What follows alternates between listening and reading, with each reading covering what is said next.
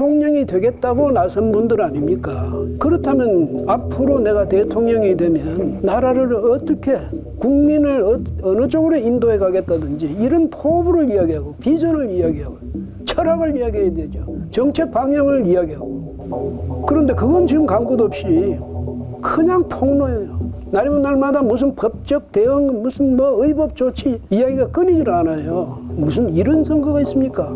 예? 출마한 분은 많지만 지금 두 정당의 후보, 더불어민주당의 이재명 후보, 국민의힘 윤석열 후보가 지금 각축전을 벌이고 있죠.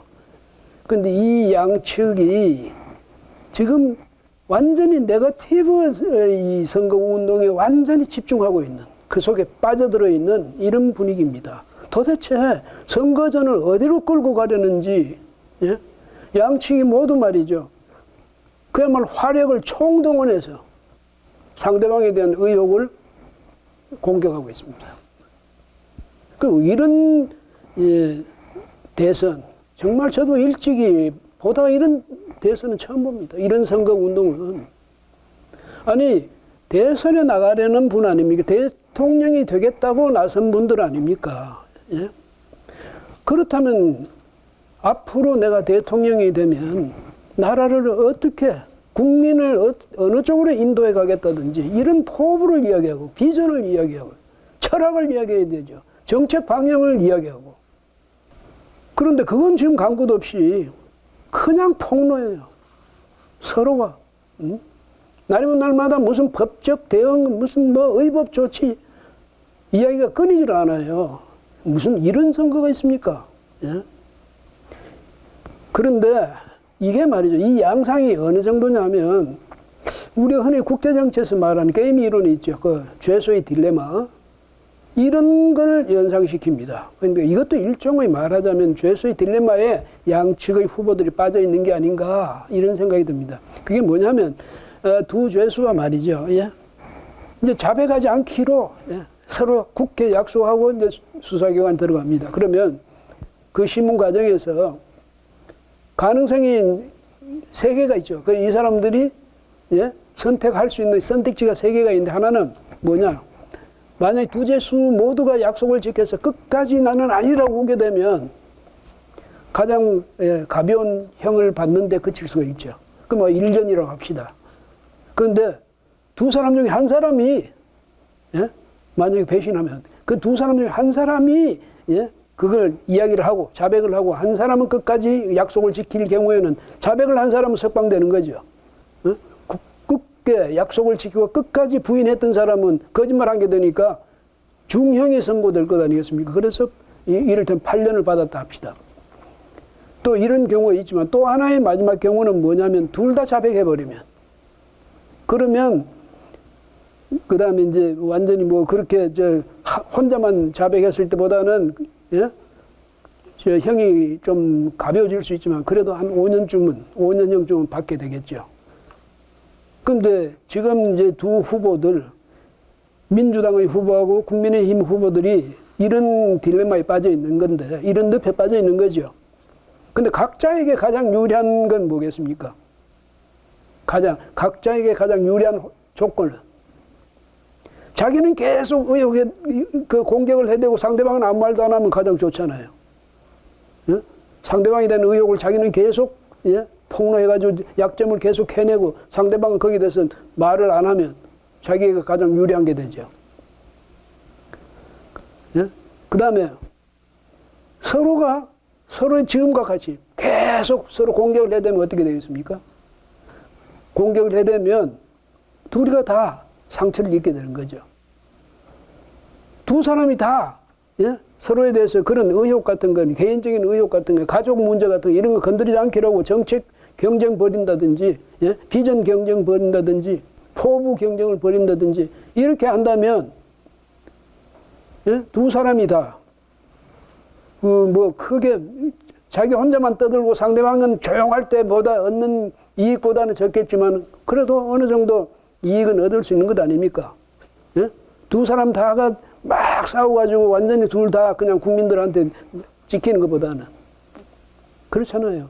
그런 이런 딜레마에 빠져 있는데 뭐 정치하는 특히 선거 과정이니까 서로 상대방에 대해서 공격하지 말라 이건 말이 안 되겠죠. 예? 그리고 서로 뭐 아무리 협상을 해서 타협을 한다 해도 그게 지켜지기도 어려울 거고 참 그래서 더더욱 이게 딜레마라고 할 수 있습니다. 예? 그런데 그렇다고 해서 지금 같은 진흙탕 싸움을 계속할 수는 없잖아요. 물론 이제 후보들도 다니면서 정책 대안도 제시를 하고 뭐 자신이 대통령이 되면 어떻게 하겠다 포부도 이야기하고 있지만 그거 다 여기 의혹 속에 묻혀서 들리지가 않아요. 많은 국민들한테 물어보십시오. 그 사람의 정책이 뭔지 뚜렷하게 기억나는 게 있느냐? 없죠. 그 집 뭐 부인이 어떻다, 그 집 아들이 어떻다 이건 기억하잖아요. 그러니까 이런 네거티브의 효용성 여기에 너무 지나치게 매달리는 것 같단 말이죠. 그러면 어떻게 되겠습니까? 우리는 어떤 후보를 다음의 대통령으로 뽑아야 되겠습니까? 다 효과적으로 의혹을 제기 잘하는 사람, 상대방을 더 공격을 잘하는 사람을 뽑아야 되겠습니까? 그럴 수밖에 없잖아요, 현실적으로. 그러면 후보들은 남을 그렇게 후비고 파고 해가지고, 예? 뭐 남의 여러 가지 취약점, 상처, 무슨 뭐 이런 거 전부 들춰내가지고 남 가족 문제까지 다 들춰내가지고 그 덕분에 대통령이 됐다. 당당한 대통령이 될 수 있겠습니까? 예? 창피한 대통령이 되는 거죠. 당신은 어떻게 해서 대통령이 됐어? 아주 인격이 뛰어나서 대통령이 됐어? 자질이 남달라서 대통령이 됐어? 응? 역량을 높이 평가받아서 대통령이 됐어? 아니지. 당신 상대방에 대해서 공격을 제대로 잘했기 때문에 된 거 아니야. 이렇게 돼버리면 창피한 대통령 되는 거 아니에요. 그러면 국민적인 말하자면 신뢰성이 확보가 되겠습니까? 그것보다는 앞으로도 계속 정치를 해나가야 될 분들 아닙니까 지금. 응? 이재명 후보나 윤석열 후보나 오늘만 살고 말 것 아니잖아요.